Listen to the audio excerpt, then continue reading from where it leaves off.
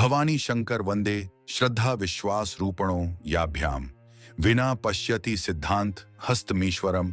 हर हर महादेव। हार्दिक स्वागत करता हूं आप सभी भगवत प्रेमी दर्शकों का आपके अपने ही YouTube चैनल शिव भक्ति ज्ञान में। भगवान श्री अखिलेश्वर महादेव जी की कृपा से आप सभी स्वस्थ सकुशल और प्रसन्न होंगे, ऐसा मुझे विश्वास है। क्या नाम जाप का भी कोई सही तरीका होता है, कोई उचित विधि होती है? शास्त्र तो यह कहता है कि अज्ञाना दवाना दुतम श्लोक नाम संकीर्तितम पुसो देह दे। यथाल इसका अर्थ है कि जानकर या अनजाने में ईंधन से अग्नि का स्पर्श हो जाए तो वह भस्म हो ही जाता है। वैसे ही जानबूझकर अनजाने में गलती से क्रोधवशात प्रमादवश किसी भी प्रकार से भगवान के नामों का संकीर्तन करने से मनुष्य के सारे पाप भस्मीभूत हो जाते हैं।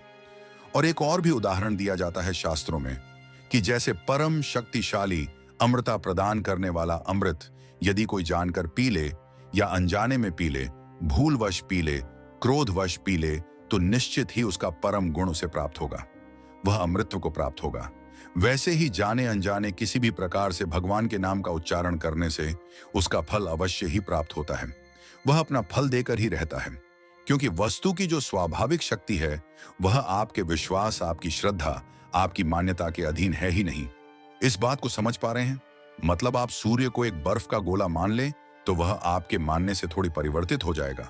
वह तो अपना स्वाभाविक गुण धारण किए ही रहेगा।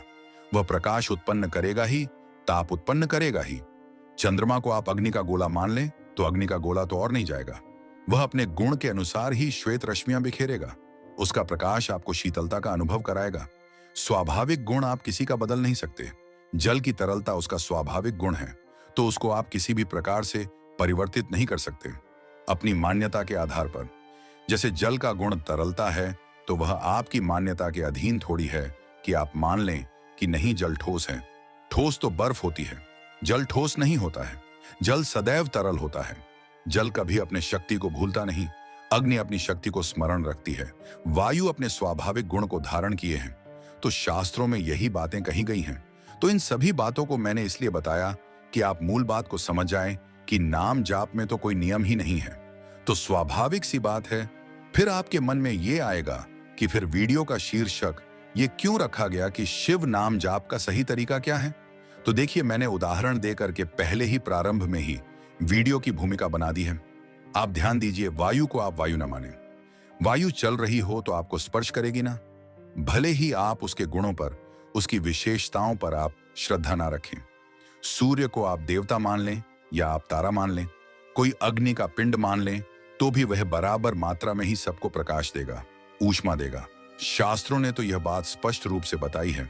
मैंने शास्त्रोक्त उदाहरण भी आपको दिया कि नाम को आप भाव से जपे। क्रोध में प्रमादवश किसी भी प्रकार से आप जपे तो वह फलदायी हर परिस्थिति में है। पूज्य गोस्वामी तुलसीदास जी ने भी कहा है कि भाव कुभाव अनख आलसहु, नाम जपत मंगल दसहु। गोस्वामी जी ने रामचरितमानस में शास्त्रीय बातें ही लिखी हैं, बस उसका कलेवर बदल दिया।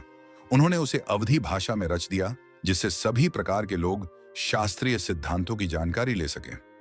अब गोस्वामी जी ने लिख दिया भाव कुभाव अनख आलसु, तो अधिक लोगों तक यह बात पहुंच गई।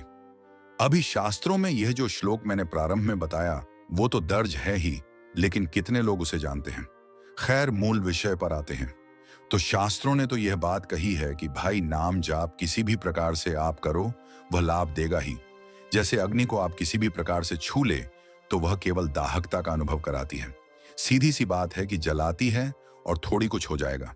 आप उनको बहुत प्रणाम कर लें, साष्टांग दंडवत कर लें, हे अग्नि देवता, मैं आपका स्पर्श कर रहा हूं और बहुत श्रद्धा भाव से स्पर्श कर रहा हूं, इसलिए आप मुझे जलाइए, नहीं तो क्या वो नहीं जलाएंगे?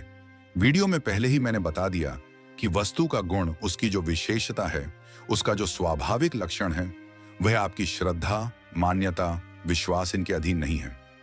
वस्तु का स्वाभाविक गुण वैसा ही रहता है।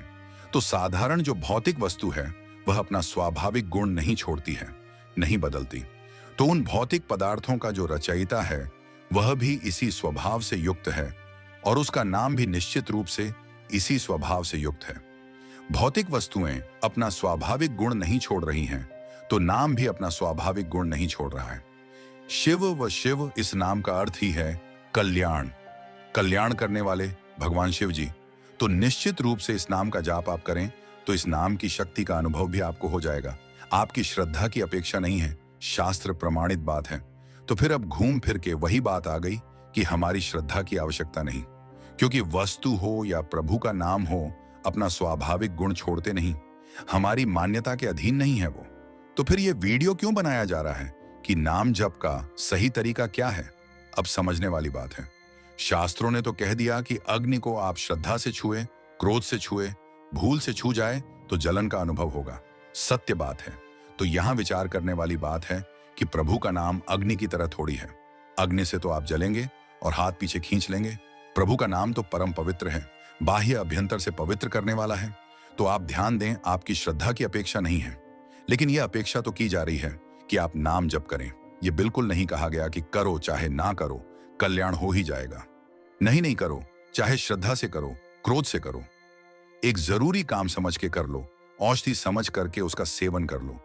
यही तो बात शास्त्रों में कही गई। यह नहीं कह दिया गया कि अरे करो चाहे ना करो, दुनिया में मौज मस्ती मनाओ, कल्याण हो ही जाएगा। यह नहीं कहा है शास्त्रों में। यह कहा है कि नाम जप करो, जरूर अवश्य करो। वो अलग बात है कि तुम श्रद्धा अवश्य नहीं कर पा रहे हो। जरूरी काम समझ के कर लो। इसमें छूट दी है क्या? शास्त्रों ने कहीं नहीं दी है। स्वयं के हृदय में जो बात अनुभव में आ जाए उसको अवश्य स्वीकार कर लेना चाहिए। अब आप विभिन्न प्रकार से कसौटी करके इस बात को परख लीजिए। शास्त्रों ने यही बात तो कही है ना कि किसी भी भाव से आप जाप करो, लेकिन यह अवश्य कहा है कि जाप करो भले भाव कोई हो आपका। यद्यपि यह बात भी सत्य है कि किसी भी भाव से आप जाप करें, यदि निरंतरता आपने बना रखी है तो एक दिन आप श्रद्धावश भी जाप करने लग जाएंगे। नाम बहुत शक्तिशाली चीज है और शिव नाम तो अद्भुत चमत्कारी है। पूरे अंतःकरण को ही वह परिवर्तित कर देता है। शिवति नाम दाग महापातक पर्वता भस्म भवंतनायासात सत्यम सत्यम न संशया। बड़े बड़े संचित पाप कर्मों के जो पहाड़ हैं, शिव नाम की शक्ति से भस्मीभूत हो जाते हैं। इसका आप स्वतः अनुभव कर लेंगे। बस बात इतनी सी है कि विशिष्ट लाभ प्राप्त करने के लिए विशिष्ट उद्यम करना पड़ता है ना, विशिष्ट प्रयास करने पड़ते हैं। ये तो हम जान गए कि नाम जप करना सबसे बड़ा नियम है। कैसे करना है, किस भाव से करना है, इससे हमें मतलब नहीं। ये तो शास्त्रों ने भी कह दिया। ये बात केवल उन लोगों के लिए है जो लोग नाम जप में प्रवृत्त होते हैं लेकिन उतनी श्रद्धा नहीं रखते, निरंतरता नहीं बन पा रही है। तो इस बात का उन्हें आश्रय लेकर के अपने साधन में आगे बढ़ना चाहिए कि ठीक है, प्रारंभ में हम इसको आवश्यक कार्य समझ करके, अपना एक दैनिक कृत समझ करके हम करेंगे। धीरे धीरे श्रद्धा विश्वास भी जागृत होगा। अब जैसे आप अग्नि का उदाहरण ले लें तो अग्नि का जो स्वाभाविक गुण है वह हमारी श्रद्धा मान्यता के अधीन नहीं, तो हम अग्नि का लेकिन प्रयोग विधि पूर्वक करते हैं, अविधि पूर्वक नहीं करते। अग्नि का विधि पूर्वक हम प्रयोग करते हैं, इसीलिए हम भोजन पका पाते हैं। किसी भी भौतिक वस्तु का विधि पूर्वक प्रयोग करते हैं ना। नाम जब किसी भी प्रकार से किया जाए तो लाभ तो अवश्य देगा, लेकिन यह सारी बातें आपके जाप करने पर आइन हैं। सारी बातें इस बात पर निर्भर करती हैं कि आप जाप कर भी रहे हैं या नहीं कर रहे हैं। अब बात समझ में आ गई होगी स्पष्ट कि एक नियम तो है ही कि हमें जाप करना है। इस बात पर बार बार मैं जोर दे रहा हूं, इसीलिए इस बात को समझें। केवल यह मान लेने से कि नाम हम किसी भी प्रकार से जाप कर लें तो हमें लाभ होगा ही होगा, तो बस अब हम नियम बना लें यह कि नहीं, अब हम तो क्रोध से ही, अब हम प्रमाद से ही हम जाप करेंगे, हम अन्यथा भाव रख के ही जाप करेंगे। यह तो उस नाम की महत्ता बताई गई है कि आप किसी भी भाव से उसका प्रयोग कर लें, वह आपके लिए लाभदायक है। आपके भाव की उसे अपेक्षा नहीं और हित वह आपका अवश्य करेगा। जैसे उदाहरण देकर समझा दिया गया कि अग्नि है, सूर्य है, वायु है। नदी आपकी मान्यता के अधीन थोड़ी है कि आप उन्हें माता मान रहे हैं कि आप बहता दरिया मान रहे हैं। समान रूप से नदियां सबको जल दे रही हैं। तो जब जड़ पदार्थों में, भौतिक पदार्थों में अपना एक विशेष गुण है जो आपके मानने ना मानने के अधीन नहीं है, वह अपना गुण अवश्य प्रदर्शित करता है, तो फिर प्रभु का नाम अपना स्वभाव, अपना गुण, अपनी विशिष्टता नहीं दिखाएगा। लेकिन इस बात का हमें दुरुपयोग नहीं करना है कि नाम का हम किसी भी प्रकार से जाप करें तो वह फलदायी है। यह तो बिल्कुल निम्न स्तर के साधक के लिए कह दिया गया कि वह भी इसका अधिकारी है, जिसके भीतर कोई प्रभु के लिए कोई भाव नहीं है। केवल भौतिक लाभ के भाव से स्वार्थ सिद्धि के भाव से वह जप रहा है तो वह भी अधिकारी है, उसे भी अधिकार है। लेकिन जड़ वस्तुओं में और भगवान के नाम में एक बहुत बड़ा अंतर भी है। भौतिक वस्तु तो नश्वर है, शब्द ब्रह्म जो होता है वह नश्वर कहाँ है? शब्द कभी मरते नहीं। और प्रभु का नाम वह तो स्वयं छिदानंद है। शिव नाम समय की सीमा से परे है। जब कुछ नहीं होता है तब भी यह उपलब्ध रहता है। साक्षात शब्द ब्रह्म है प्रभु का नाम। प्रभु का नाम तो त्रिगुणातीत है। यह जो माइक जगत है, सत रज तम गुण से बना हुआ, इनसे अतीत चीज है। यह इसमें एक और विशिष्ट गुण है जो भौतिक पदार्थों में नहीं है। वह यह कि इसके प्रति श्रद्धा यदि कर ली जाए तो फिर यह आपको आपकी उपलब्धि करा सकता है। इतना अद्भुत गुण है प्रभु के नाम में, शिव नाम में, कि वह आपका आपसे परिचय करा सकता है। अब इससे बड़ा लाभ तो और कोई होता नहीं है। भौतिक लाभ, धन, ऐश्वर्य, वैभव, प्रसिद्ध, अच्छा स्वास्थ्य, संपत्ति, संपदा, ये सभी तो सरलता से प्राप्त हैं। लेकिन मैं सर्वश्रेष्ठ लक्ष्य की बात कर रहा हूं, आत्मोपलब्धि, आत्म साक्षात्कार की मैं बात कर रहा हूं। तो प्रभु के नाम में वह क्षमता भी है कि आपको उस स्तर पर ले जा सकता है। लेकिन बात यहां पर आ गई कि नाम जप का सही तरीका क्या है। तो अब आप पहले समझ जाइए कि नाम जप हमें करना है। भैया, शास्त्रों ने तो यही कहा है ना कि आप किसी भी भाव से नाम जाप करें, लेकिन करें। बिना करे कुछ भी इस सृष्टि में प्राप्त नहीं होता है। बाद में वह स्थिति भी आएगी कि अपने आप स्वतः सब कुछ होगा, लेकिन प्रारंभ में आपको करना पड़ेगा। बीज जब भूमि में पड़ जाता है तो सब कुछ कार्य प्रकृति करती है, लेकिन बीज तो आपको ही डालना पड़ता है ना। दृढ़ संकल्प शक्ति की यहां पर आवश्यकता होती है। तो पहली विधि यही है कि हमें नाम जप करना है। वैसे तो कोई विधि नहीं होती है नाम जप में, लेकिन विशिष्ट लाभ प्राप्त करना है ना तो विशिष्ट उद्यम करना पड़ेगा, क्योंकि भौतिक पदार्थों से परे है प्रभु का नाम। तो भौतिक पदार्थों वाले भी गुण हैं उनमें, लेकिन उनसे एक विशिष्ट गुण भी है कि श्रद्धावश यदि आप जाप करते हैं तो आप अपने इष्ट के और निकट पहुंचते हैं। भौतिक पदार्थों से प्रभु के नाम की तुलना कैसे की जा सकती है? अब दूसरा नियम समझ लें। निरंतरता होगी तभी तो आप अपने चित्त को अधिक से अधिक अपने इष्ट से जोड़ पाएंगे। और वास्तविक जो लक्ष्य है, भगवत प्राप्ति का जो लक्ष्य रख करके साधनाएं करते हैं, उनके लिए नाम जप में निरंतरता, नितांतता आवश्यक है। तो बस यही हमें दो बातों का ध्यान रखना है कि हमें नाम जप करना है, क्योंकि लोग भूल जाते हैं।